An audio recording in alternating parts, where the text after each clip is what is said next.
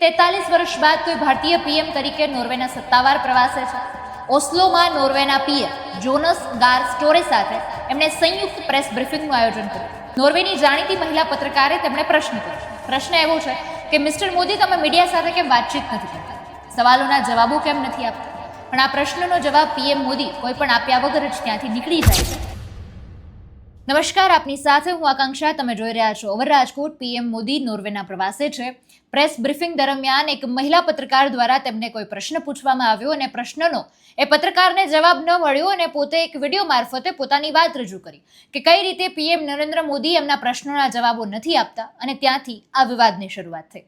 ઘટના કંઈક એવી છે કે 43 વર્ષ બાદ કોઈ ભારતીય પીએમ તરીકે નોર્વેના સત્તાવાર પ્રવાસે છે. ઓસ્લોમાં નોર્વેના પીએમ જોનસ ગાર સ્ટોરે સાથે એમણે સંયુક્ત પ્રેસ બ્રીફિંગનું આયોજન કર્યું.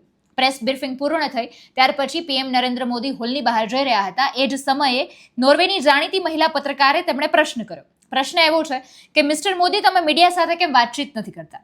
સવાલોના જવાબો કેમ નથી આપતા? પણ આ પ્રશ્નનો જવાબ પીએમ મોદી કોઈ પણ આપ્યા વગર જ ત્યાંથી નીકળી જાય છે. અને ત્યાર પછી જ પત્રકાર હેલે લિંગ આ ઘટનાનો video social media platform x પર શેર કરે છે. એમાં પોતાની વાત એવી રીતે રજૂ કરે છે કે ભારતના પીએમ નરેન્દ્ર મોદીએ મારા સવાલનો જવાબ ન આપ્યો અને ચાલ્યા ગયા. યાદ રહે કે વર્લ્ડ પ્રેસ ફ્રીડમ ઇન્ડેક્સમાં નોર્વે દુનિયામાં પ્રથમ નંબરે છે, જ્યારે ભારત 157માં નંબરે ધકેલાઈ ગયું છે. અમે જે દેશો સાથે સહયોગ કરીએ છીએ તેમને સવાલો પૂછવા એક પત્રકાર તરીકે અમારી ફરજ છે. આ રીતની વાત એ પત્રકાર મહિલા પોતાના વિડીયોમાં કરે છે. અને આ આખો વિવાદ એટલો વણસી જાય છે કે પછી તેને ખાસ નોર્વે સ્થિત ભારતીય દૂતાવાસે પત્રકાર હેલેલિંગને ટેગ કરીને જાહેરમાં વળતો જવાબ આપે છે. વળતો જવાબ આપતા એવું કહે છે કે અમે લોકો 9:30 વાગે રેડિસન બ્લુ પ્લાઝામાં હોટલમાં વડાપ્રધાનના પ્રવાસ અંગે એક ખાસ પ્રેસ બ્રીફિંગનું આયોજન કરી રહ્યા છીએ. તમારું સ્વાગત છે. તમારે જે કંઈ પણ સવાલો પૂછવા છે તેના બધાના જવાબો તમને ત્યાં મળી જશે. હવે આ આખો કિસ્સો જે ચાલી રહ્યો હતો તેને લઈને રાહુલ ગાંધી પણ અત્યારે મેદાનમાં ઉતરી ગયા છે. તેમણે પણ એક્સ પર પોસ્ટ કરીને તેમણે પોતે એવી વાત કરી કે જ્યારે છુપાવવા માટે કાંઈ જ નથી તો ડરવાની પણ કોઈ વાત નથી. જ્યારે દુનિયા એક કોમ્પ્રોમાઇઝ પીએમને સવાલોથી ગભરાઈને ભાગતા જુએ છે ત્યારે ભારતની છબી ખરડાય છે. આ રીતની વાત, આ શબ્દો રાહુલ ગાંધી દ્વારા કરવામાં આવ્યા છે. જે પ્રેસ બ્રીફિંગનું આયોજન કરવામાં આવ્યું હતું એ કોન્ફરન્સમાં નોર્વેના પત્રકાર હેલા લિંગે પૂછ્યું કે ભારત અને નોર્વે એક મજબૂત ભાગીદારી બનાવી રહ્યા છે, પરંતુ અમે તમારા પર વિશ્વાસ કેમ મૂકીએ? શું તમે તમારા દેશમાં થઈ રહેલા માનવ અધિકાર ઉલ્લંઘનોને રોકવાનું વચન આપો છો? તમારા વડાપ્રધાન ક્યારે અઘરા પ્રશ્નોના જવાબ આપવાનું શરૂ કરશે? આ રીતનો પ્રશ્ન એ મહિલા પત્રકાર દ્વારા પૂછવામાં આવ્યો. ત્યારે વિદેશ મંત્રાલયના પ્રવક્તા રણધીર જયસ્વાલે કહ્યું કે અમે તમારો પ્રશ્ન સાંભળ્યો છે અને તેનો જવાબ અમે તમને આપીશું.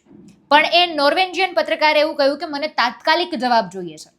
પછી પાછળથી પ્રેસ કોન્ફરન્સમાં ભારતના વિદેશ મંત્રાલયના સચિવ સીબી જ્યોર્જે આ પ્રશ્નનો જવાબ આપતા એવું કહ્યું છે કે ભારત એક પ્રાચીન સભ્યતા છે, લગભગ 5000 વર્ષ જૂની સભ્યતા છે. શૂન્યની શોધ કરી અને યોગની શોધ. જ્યારે સીબી જ્યોર્જ આ કહી રહ્યા હતા ત્યારે પત્રકારે તેમને અટકાવી દીધા અને કહ્યું કે તમારે મારા પ્રશ્નનો સીધો જવાબ આપવો જોઈએ. એટલે આ રીતે કોઈ પણ રીતે ભારતના એ પ્રશ્નનો જે પત્રકાર મહિલા દ્વારા આ રીતે પ્રશ્નો પૂછવામાં આવી રહ્યા હતા ત્યારે એમણે કહ્યું કે આ મારી પ્રેસ કોન્ફરન્સ છે, તમે પ્રશ્ન પૂછ્યો છે, હવે તમારે મારો જવાબ સાંભળવાનો પણ ધીરજ રાખવી જોઈએ. ત્યારે ફરી પત્રકાર એમને કહે છે કે તમારે યોગ વગેરે વિશે વાત કરવાને બદલે મારા સીધા પ્રશ્નનો જવાબ આપવાનો છે. ત્યારે એ જવાબ આપે છે કે હું વિશ્વાસ વિશે જ વાત કરી રહ્યો છું. તમારે આખું વિશ્વ કોરોના મહામારી સામે લડી રહ્યું હતું ત્યારે અમે દુનિયાના 150થી વધુ દેશોને રસી અને દવાઓ પૂરી પાડી છે. અમે સમગ્ર વિશ્વને કટોકટીમાંથી બહાર કાઢવા મદદ કરી છે. દુનિયાએ અમારા પર વિશ્વાસ કર્યો છે અને આ હોય છે વિશ્વાસ. આ રીતની વાત તેમના દ્વારા કરવામાં આવે છે. પણ ફરી પત્રકાર જે છે એમને અટકાવી દે છે. માનવ અધિકારને લઈને તેમને ફરી પ્રશ્ન પૂછે છે કે મને તમે આ પ્રશ્નનો જવાબ આપો.